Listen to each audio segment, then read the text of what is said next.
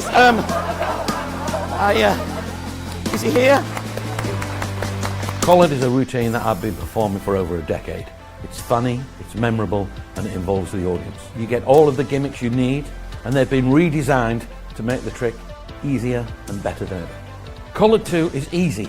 You can perform it in cabaret or stage, and most of all, it's fun to do. I could talk about Collared 2 all day long, but the best way for you to know what a great routine it is to watch a performance. Have a look at this.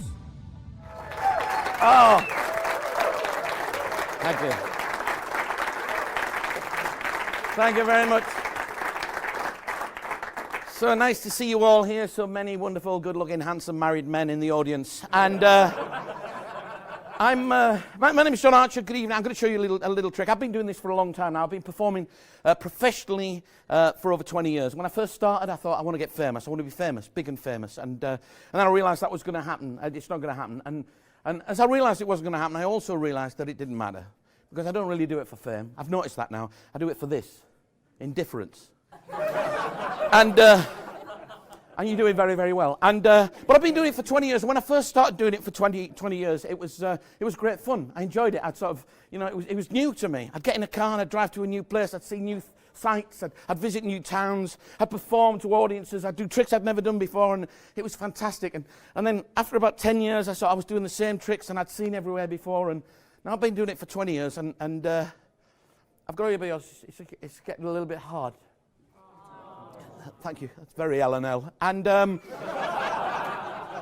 it is.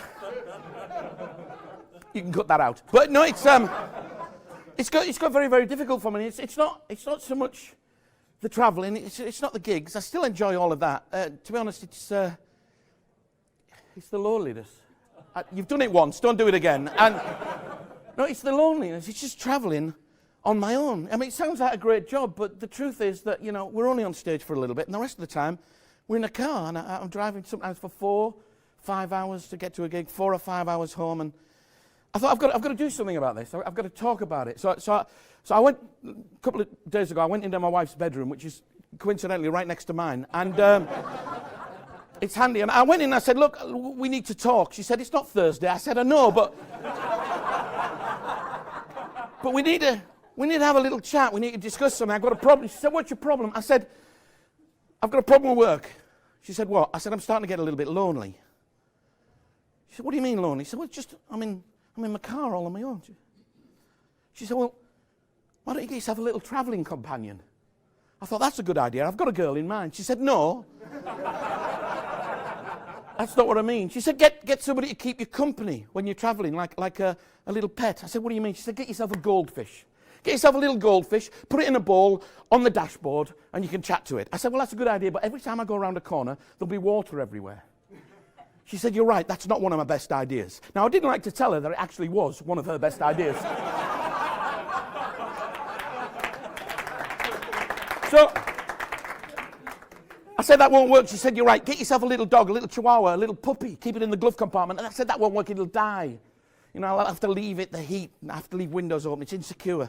She said, why don't you get a pretend pet, a little surrogate pet, something that you can pretend is real, and it'll be a companion, like those little Tamagotchis that kids used to keep in the pocket and feed and things. I thought that's a good idea. So yesterday, I went to Toys R Us, and I bought this little fella. I know, I say fella, I mean, to be honest, with stuffed toys, it's always difficult to tell, you know what I mean? They might just be saving on fur, I don't know, but And he's a happy little soul, as you can see. He's probably a mentalist. And I thought, wouldn't it be nice if he became part of a bigger family? So that when I'm traveling with him, I don't just think of him. I think of you and you and you and you. So what I've done is I've got this little idea in my head that what we could do is come up with a name for him. And then, as I'm travelling, I'll think of the name, and I'll think of you, because we'll have all come up with this name together. And when you think of me, you won't just think of me, you'll think of him and the name that we came up with. And in some strange, bizarre, little, out-of-sense world, we'll be family. Can we do that? Can you look like you're interested in doing that? So what I've done, I thought we'd do it properly. I've got some birth certificates here, right? I made them up myself. It's just all pretend. This is just nonsense. You don't have to have reasons for doing every magic trick. And it's from the Virtual Pet Society, you see. And I thought what we'll do is we'll come up with a little name for the dog here, and then we'll get somebody up to name the dog, and we'll have like a proper little ceremony, so it feels right. Now remember it. But do you mind just sort of patronising me with that for a little bit? Is that all right? So I'll tell you what we'll do. We'll in true mentalism style, I'll throw one of these birth certificates over my shoulder, right? And whoever catches it, you're going to give me a letter, all right? And then you throw it into somebody else, and they give me another letter, and slowly a name evolves or is created, depending on your theology. I don't mind which. Let's not argue, but it's important that you sort of obey the rules of the English language to a certain extent. So obviously if somebody gives me a P, I don't want the next person giving me a P, otherwise he ends up with a stutter. It's not a great start in life. So and also, now and again we might need a few vowels to make it work, but you can choose any word I like. So we'll start somebody over here. Somebody catch. Somebody, excellent. What's your name, sir? Matt, excellent. Matt, you're going to give me the first letter of this little fella's name. First letter. Now, what do you want the first letter to be? It can be anything at all. D. D. Excellent. That's good, because that's Trump out of the way. We're not going to end up with that dog. Okay. D. Excellent. D. Would you throw it to somebody else behind you or over there? It's entirely up to you. Dear me, slightly aggressive. Wonderful. Caught in the cleavage, madam. Well done. That's a skill that's not used enough, to be honest. I do it myself at parties. But what's your name? Lorna. Wonderful. Lorna, can you give me the second letter? We've got a D. We need a second letter for the little fella's name. What's the second letter going to be? A. A. Okay, that's good. It's a little bit ordinary at the moment. D-A. Okay, D-A. Wonderful. Would you throw it to somebody else? Anybody all that way or this way? Oh, we're sort of going across the room. Wonderful. In the gap. Nobody wants it. Wonderful. What's your name? Mark. Mark. Excellent. Mark, what's the third letter of this fella's name? It's going to end up being Danny, isn't it? All right. All right. We've got to try and be creative. I don't want an ordinary name. I want an interesting name, like, Fifi Trixie Bell or something like that. No, but don't worry, it wasn't your fault, Mark. Throw it to somebody else. That way or that way? Excellent. Wonderful. What's your name? Harry. Harry. Oh, parents should have used this method for you, to be honest. You'd have had a slightly more exciting name, wouldn't you, Harry? So, Harry, we've got D-A-N. What do you want the fourth letter to be? Be creative. What do you want the fourth letter of the name to be? Dana. D-A-N. Yeah, right. Thanks, Harry.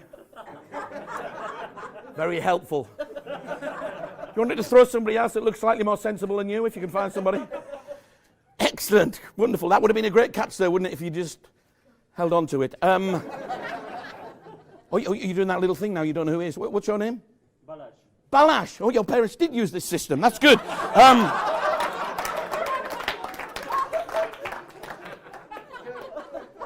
Balash. You sounded like an accident in a little Middle Eastern airport. Balash, what do you want the fifth letter to be of this name? We've got D-A-N-A. What do you want the next? It can be the last letter, in fact. What do you want it to be? L. Danal. Sorry. Danal. That's wonderful. Okay, and so that's good. We've decided on the name of Danal. I think you'll agree that that's quite unique and random. Now what we need to do is we need somebody to come up and name. Oh, sorry, we need the date. What's the date today? 7th. It's the what? 7th of January. Wonderful. Okay, now I need somebody to come up and name little Danal for me. This lady here, what's your name? Sarah. Sarah, wonderful. Sarah, have you ever named a stuffed puppy before? Never. That's the right answer, to be honest. If you'd said yes, I'd be a little bit worried. Sarah, come on and join me. Give Sarah a big round of applause. Excellent. Sarah, just hang on to that. Sarah, here's what's going to happen. You're going to name the dog, all right? We're going to have a little name. Sarah, you're going to read out the certificate for me, okay? And they'll all sit up straight like it's a church service, okay? And then when you've named Donal, we'll have a few photographs, all right? Not everybody, just me and you. And then we're going to go outside, and I've got a little buffet organised, all right? So just a memorable little occasion. Do you mind me asking, are you left or right-handed? I'm left-handed. You're left-handed, excellent. Would you do me a favour? Would you just hang on to little Danal under your right arm? That's wonderful. And if you could all sit up straight, please. It's like a religious... I would normally have an organist, but he's at the IBM convention at the moment. So, okay, Sarah, just nice and loud. Okay. I state Danelle. No. Name. Yeah, it's your name. I state name. I state... Are you married? Yes. Are you? Wow. Is he here? He's not in this room. No, of course not. Don't blame him. So, it's right. You look lovely, though. You do. So when I state now, I don't want to explain it all, but it's my fault. Okay, so we'll try it again. No, we've got to get on, Sarah. Honestly, because we've got proper magicians doing tricks in a minute. So just in your own time. I state... No, Sarah. Sarah. State name. State name. Lovely hair. Just. Maybe I'm too close. I'm putting you off. I'll just. You're a bit flustered. I can understand it. Just. Away you go, Sarah. Sarah. Yes! Oh, there's some big words coming up. This could be difficult. State of sound mind and body hereby Yes. declare that on this date, the 7th of January. Yes, that's it today. Yes, I wrote that. 2017. Yes. This cute stuffed puppy is officially and legally named Danelle. Thank you.